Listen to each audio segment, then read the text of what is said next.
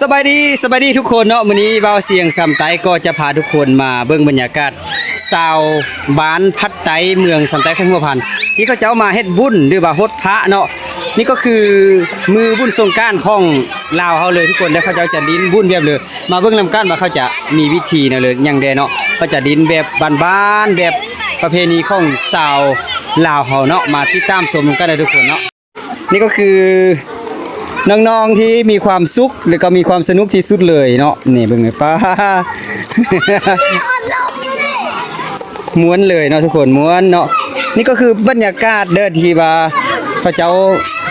นับถือแต่เดิมมาเนาะนับถือแต่เดิมมาแล้วก็รักษาวัฒนธรรมของชาวลาวเนาะแล้วก็ทางนี้ก็จะมีทาสพระเจ้าเอิ้นนั่นทาสหญ้าพอเด้อที่ว่าทาสหญ้าพอนี่ได้120 ปีเนาะแต่กี้ขนาดแต่ว่าตอนนี้เขาจะก็มาเคารพบูชาทางนี้แต่ละปีเขาจะมาฮดพระเนาะแล้วก็เป็นบรรยากาศหนึ่งมีผู้บ่าวผู้สาวเนาะบ้านนี้น่ะป้าม้วนคือคืนผู้สาวน้อยน่าฮักทุกคนเนาะเบิ่งแหน่ผู้งามๆเด้อมาฮดพระแล้วก็เป็นวัฒนธรรมของเขาเจ้านี่แหละเนาะนี่ผู้งามๆทางเทิงนี่ก่อนนี่บ่เสียงเก่าบ่ได้คืนเนาะทางนั้นเนาะ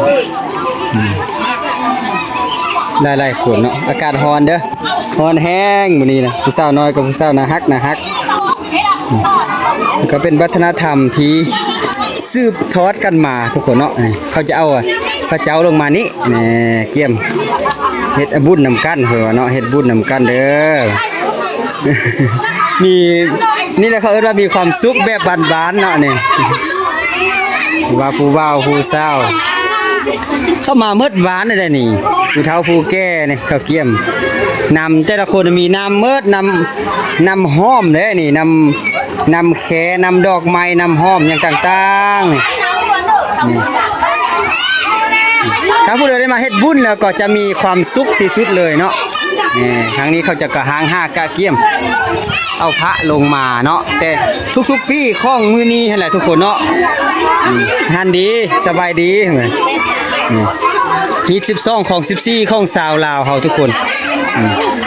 บ่ว่าวัยหนุ่มเล็กน้อยโอ้ยมีความรู้สึกภูมิใจเลยที่มาฮดพระในมื้อนี้ทุกคนเก็บดอกไม้ตอนเบาเสียงอย่างน้อยก็แบบนี้แหละเก็บดอกไม้มาให้แบบนี้ทุกคนเนาะนี่มาเมิดบ้านเนี่ยทุกคนว่าผู้บ่าวผู้สาวโอ้มีความสุขเว้ย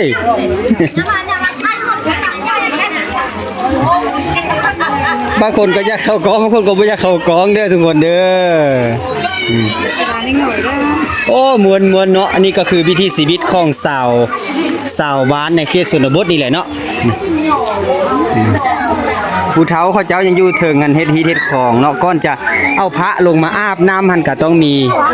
มีพิธีว่าซั่นซะมีฮีทมีของเนาะน้องๆเขาเจ้าลิ้นมื้อนี้สนุกเลยเนาะมีความสุขทุกคนเลยทุกคนนี่บรรยากาศแบบนี้บ่อย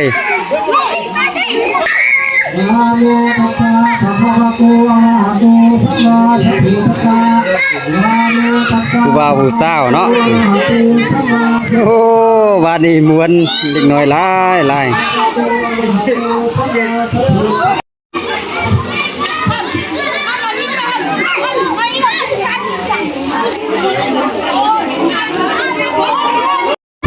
บรรยากาศคึกคืนม้วนเนาะฮดพระเด้อแบบบ้านๆทางนี้แหละทุกคนเนาะ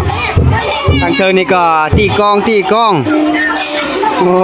ยคักกำลังเฮียนในบางคนเนาะ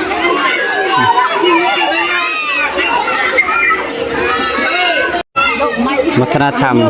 22ของ14ทุกคนเนาะเป็นบรรยากาศหนึ่งทีมาฮดพระทานหญ้าพอ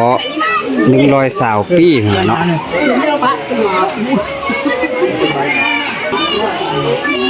ม้วนเนาะทุกคนเป็นบรรยากาศหนึ่งที่มีความสุขของชาวบ้านพัดไตเมืองสัตยาพันธ์แต่ว่าบางคนก็อยู่ใกล้ได้อยู่ใกล้เขาเจ้าก็มาเนาะเฮ็ดบุญโอ้มีความรู้สึกว่าเบิกบานมวลซื่นกับวิถีชีวิตของชาวลาวเฮาเนาะแบบนี้แหละทุกคนนี่ม้วนบ่ว่าเล็กน้อยน่ะเล็กน้อยเขาเจ้าก็ฮู้ย่อมือเอาบุญเพิ่นว่าเนาะนี่โอ้คักเลยผู้บ่าวผู้สาวมาหลายเนาะมีแต่คนน่าฮัก ฮักตาแพงดีเลย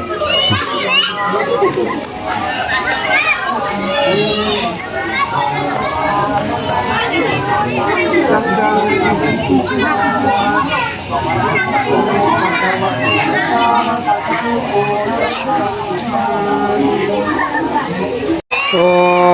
คักทุกคน เป็นบรรยากาศหนึ่งเนาะที่มีความสุขที่ห้าเบิ้งได้ยากเลยนะทุกคนเนาะเป็นวิถีชีวิตของชาวเมืองสำไตของเฮาเป็นบางจุดนะยังถือแบบฮี12ของ14ประมาณนี้เลยเนาะ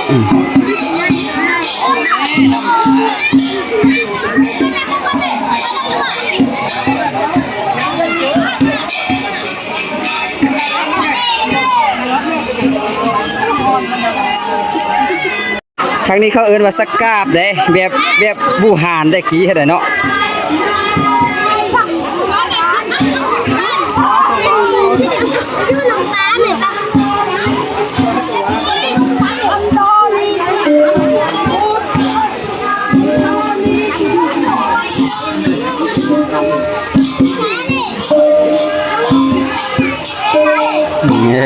วิถีชีวิตทุกคนเนาะม้วนแบบบ้านๆนั่นนี่แหละเนาะ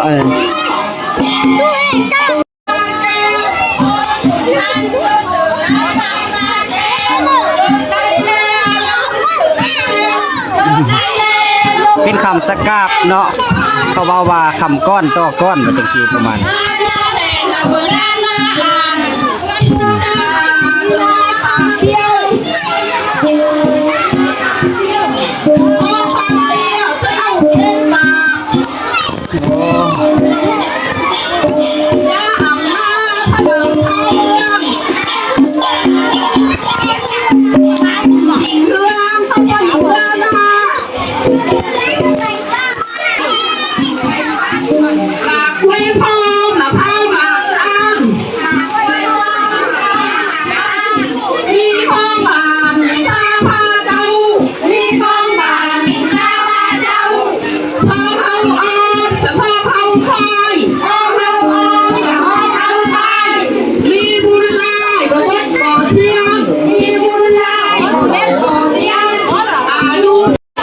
ทางนี้ก็คือเนาะหดพระเพิ่นเนาะหดพระหดธาตุเพิ่น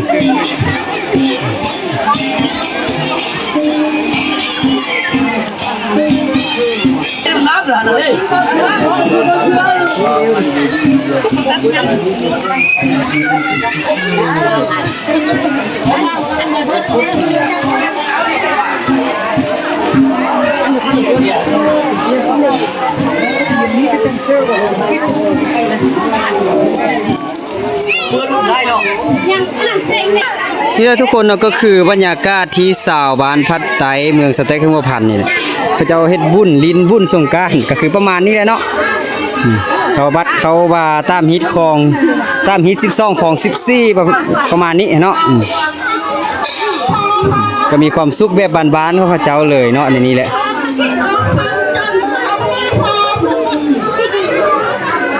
ได้มาเฮ็ดบุญฮดน้ำพระแล้วก็มีความสุข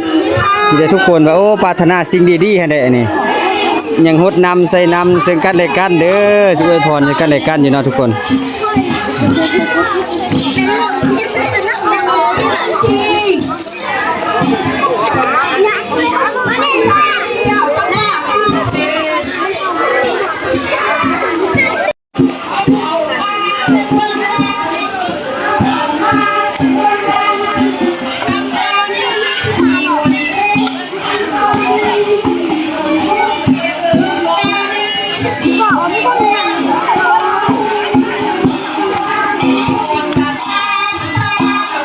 เจ้าเสียงก็จะอ้อมนำข้าวเจ้าเนาะ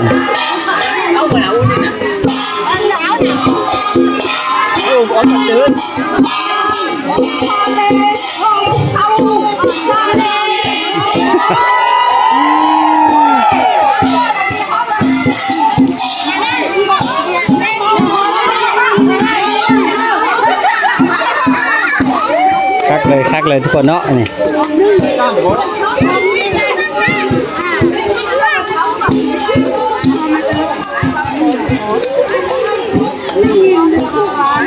มวนบรรยากาศคึกคักทุกคน โอ้ยังมาไล่อยู่เด้อคนกำลังมาเนาะทยอยมาไล่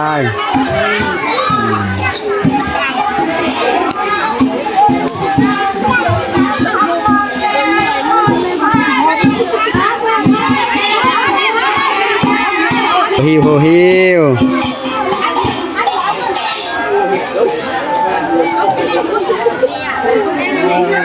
บุญสงกรานต์เป็นบุญเดือนหาเนาะประเพณีบ้านเฮาทุกคนก็แบบนี้แหละอากาศก็ร้อนเนาะมื้อนี้ก็ประมาณ38องศาประมาณนี้น่ะมาอยู่